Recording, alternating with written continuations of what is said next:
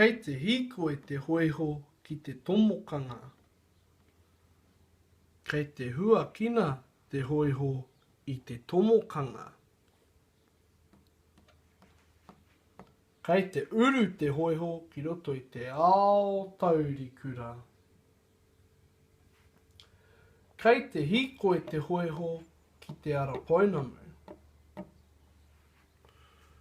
Kei te hiko e te hoiho ki runga i te ara poinamu.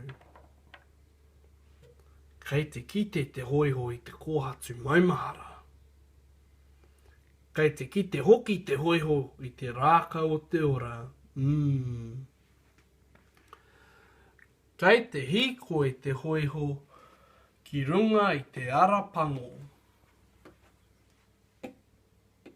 Kei te tū te hoiho ki te piko o te ara pango. Kei te kōrero te hoiho ki te kaitiaki o te wāhinei. Kei te hiko e tonu te hoiho ki runga i te ara pango o te wāroa.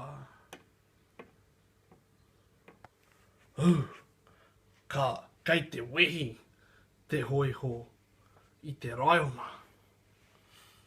Kei te haka te raiona ki te hoiho. Kei te ki te raiona. He aha te kupu huna. Kei te ki te hoiho. Mauri ora! Kei te tika koe. Haere tonu. Kei te hikoe tonu te hoiho ki te maunga tapu o Uenuku. Kua tae te hoiho ki te maunga tapu o Uenuku. Kei te kite te hoiho i te miharotanga o te maunga nei.